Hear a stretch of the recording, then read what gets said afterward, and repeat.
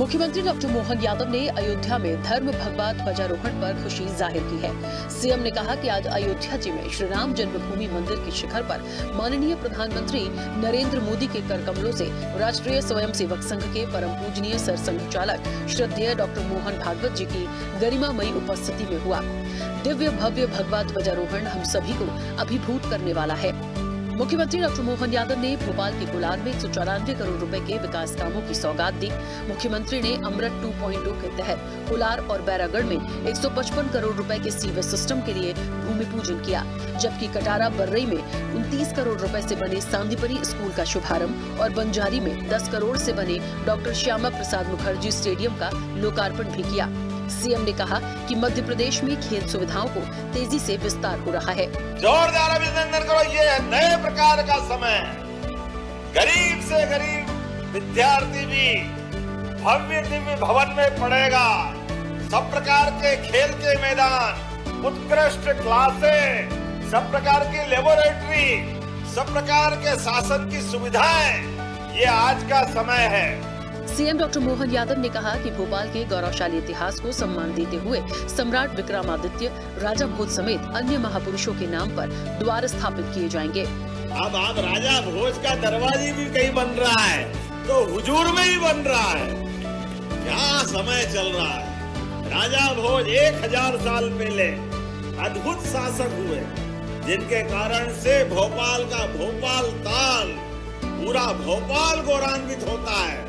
और उनके और 1000 साल पहले अर्थात 2000 साल पहले विक्रमादित्य हुए, उनका सुशासन भी जाना जाता है। मुख्यमंत्री डॉक्टर मोहन यादव ने भोपाल के कार्यक्रम में कटारा बर्रई में पंडित दीनदयाल उपाध्याय के नाम पर खेल स्टेडियम, श्यामा प्रसाद मुखर्जी नगर में नया दशहरा मैदान और नया थाना स्थापित करने की घोषणा की। आपने कहा कि कटरा बर्रई दीनदयाल स्टेडियम अभी और बनाना है। ये बैरागढ़ में खेल विभाग के स्वामित्व में है। खेल स्टेडियम बना हुआ है, बन चुका है और इसको भूमि चाहिए। मुख्यमंत्री डॉक्टर मोहन यादव ने कांग्रेस, राहुल गांधी और दिग्विजय सिंह पर निशाना साधा। उन्होंने कहा कि वो सेना से सबूत मांगते हैं और दिग्विजय सिंह यहाँ बोलते हैं नक्सलियों को हमारी सेना मारती है और वो उनके लिए आंसू बहाते हैं। पता नहीं कांग्रेस कब सुधरेगी, सब एक जैसी लाइन पर ही चलते हैं। सीएम ने कहा कि श्यामा प्रसाद मुखर्जी ने धारा 370 जैसे कलंक को दुनिया के सामने बताया। उन्होंने नेहरू जी को भी इस बारे में बताया और चेताया भी, लेकिन नेहरू जी माने नहीं क्योंकि अंग्रेज चले गए, कांग्रेस छोड़ गए। कांग्रेस के लोग अभी भी वो भाषा बोलते हैं, पता नहीं क्या मालूम किस भावना से ये देते हैं। जब देश के दुश्मनों से भारत की सेना पाकिस्तान में घुस के उनको मारने का काम करती है, तो ये पप्पू उनसे सबूत मांगते, देखो कांग्रेस और कांग्रेस वालों को, ये इनकी भावना है। मुख्यमंत्री डॉक्टर मोहन यादव की अध्यक्षता में मंत्रालय में कैबिनेट बैठक हुई, जिसमें 0% ब्याज दर पर कृषकों को फसल ऋण देने की योजना को जारी रखने, 5 जिला अस्पतालों में बिस्तरों की संख्या बढ़ाने और 810 नए पद सृजित करने, मुख्यमंत्री लाडली बहना योजना की राशि 1500 रुपए करने, आचार्य शंकर संग्रहालय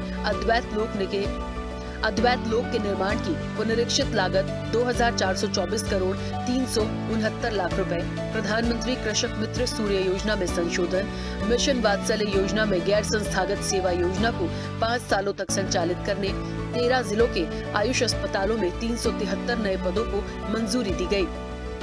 मुख्यमंत्री डॉक्टर मोहन यादव की अध्यक्षता में मंत्रिपरिषद की बैठक में शहीद आशीष शर्मा के परिजनों को 1 करोड़ रुपए की आर्थिक सहायता देने के प्रस्ताव को हरी झंडी दी गई। साथ ही उनके छोटे भाई अंकित शर्मा को जिला पुलिस बल में उप निरीक्षक के पद पर अनुकंपा नियुक्ति देने का फैसला लिया गया। हॉक फोर्स बालाघाट के निरीक्षक आशीष शर्मा नक्सल विरोधी अभियान के दौरान मुठभेड़ में 19 नवंबर 2025 को शहीद हुए थे। कैबिनेट की बैठक में केंद्र सरकार के नए श्रम कानूनों को लागू करने पर आभार व्यक्त किया गया। सीएम ने कहा कि श्रमिकों के कल्याण के लिए लागू हुए चारों नए श्रम कानून करोड़ों श्रमिकों के जीवन में सुरक्षा, सम्मान, समृद्धि और सुविधाएं सुनिश्चित करेंगे और उद्योग व्यापार जगत को विशेष प्रोत्साहन मिलेगा। मुख्यमंत्री डॉक्टर मोहन यादव ने कहा कि किसान का कल्याण मध्य प्रदेश सरकार का प्रण है। उन्होंने कहा कि राज्य में कृषि के साथ साथ पशुपालकों को भी सशक्त रूप से प्रोत्साहित किया जा रहा है। दुग्ध उत्पादन बढ़ाने के लिए 25 गायों की गौशाला स्थापित करने पर 40 लाख रुपए की परियोजना लागत में से 10 लाख रुपए तक का अनुदान राज्य सरकार दे रही है, जिससे ग्रामीण अर्थव्यवस्था और किसानों की आय में वृद्धि हो सके। मुख्यमंत्री डॉक्टर मोहन यादव ने पशुपालन एवं डेयरी विभाग के कार्यों की समीक्षा में कहा कि प्रदेश में गौपालन को बढ़ावा देने के कार्य निरंतर हो और गाय के दूध से निर्मित घी, गौकाष्ठ, गौमूत्र जैसे पदार्थों के विक्रय की बेहतर व्यवस्था बनाई जाए। विभागीय समीक्षा बैठक में उन्होंने यह भी जानकारी दी कि करीब 1000 नई दुग्ध सहकारी समितियां गठित की गई हैं। इसी तरह 585 निष्क्रिय समितियों को गतिशील बनाया गया है। वहीं राष्ट्रीय पशुधन मिशन उद्यमिता विकास कार्यक्रम और पशुपालन से जुड़े किसानों को क्रेडिट कार्ड प्रदान करने के कार्य में मध्य प्रदेश देश में तीसरे नंबर पर है। मुख्यमंत्री डॉक्टर मोहन यादव ने पशुपालन और डेयरी विभाग की समीक्षा बैठक की, जिसमें उन्होंने निर्देश दिए कि प्रदेश में गौपालन को बढ़ावा देने के कार्य निरंतर संचालित किए जाए। दुग्ध सहकारी समितियों की संख्या में निरंतर वृद्धि होना चाहिए। प्रदेश में दुग्ध उत्पादन दोगुना करने के लक्ष्य को ध्यान में रखते हुए पशुपालन और डेयरी विभाग सभी कार्य सुनिश्चित करें। उन्होंने कहा कि बीते 2 वर्षों में डेयरी विकास के क्षेत्र में महत्वपूर्ण उपलब्धियां भी अर्जित हुई हैं। मध्य प्रदेश सरकार ने स्थापना के 70वें वर्ष में सांस्कृतिक, सामाजिक, शैक्षणिक और बौद्धिक विकास को बढ़ावा देने के लिए एक ऑनलाइन श्रीमद् भागवत गीता ज्ञान प्रतियोगिता का आयोजन किया। यह प्रतियोगिता 7 से 25 नवंबर 2025 तक आयोजित की गई थी, जिसमें 70 पुरस्कार प्रदान किए गए। यह प्रतियोगिता विशेष रूप से 11 से 25 वर्ष की आयु के विद्यार्थियों के लिए थी। मध्य प्रदेश के मुख्यमंत्री डॉक्टर मोहन यादव कल इंदौर से सोयाबीन किसानों को भावांतर की सौगात देंगे। 1,52,000 किसानों के खातों में मुख्यमंत्री डॉक्टर मोहन यादव 253 करोड़ रुपए की राशि अंतरित करेंगे। इंदौर में होने वाले इस कार्यक्रम में 10,000 से ज्यादा किसान साक्षी बनेंगे। भोपाल में मुख्यमंत्री डॉक्टर मोहन यादव ने पुलिस मुख्यालय में उच्च स्तरीय बैठक की। रायसेन मामले में देरी पर उन्होंने कड़ी नाराजगी जताई और मंडीदीप चक्का जाम के दौरान पुलिस की ढीली कार्रवाई पर सवाल उठाए। राजधानी में बढ़ रहे अपराधों को लेकर पुलिस कमिश्नर से विस्तृत रिपोर्ट तलब की गई। बैठक में सीएस, डीजीपी और एडीजी इंटेलिजेंस मौजूद रहे। सीएम ने रायसेन एसपी को मुख्यालय अटैच करने और मिसरौद थाना प्रभारी को तत्काल हटाने के निर्देश दिए। साथ ही अपराधियों पर कठोर कार्रवाई, शहर में गश्त बढ़ाने और लापरवाह अधिकारियों पर सख्त कार्रवाई के आदेश दिए गए।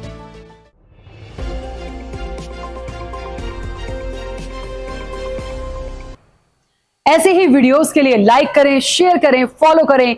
YouTube पर जाकर सब्सक्राइब कर बेल आइकन दबाना ना भूलें और ताजा अपडेट्स के लिए SwadeshLive.com पर जरूर जाएं।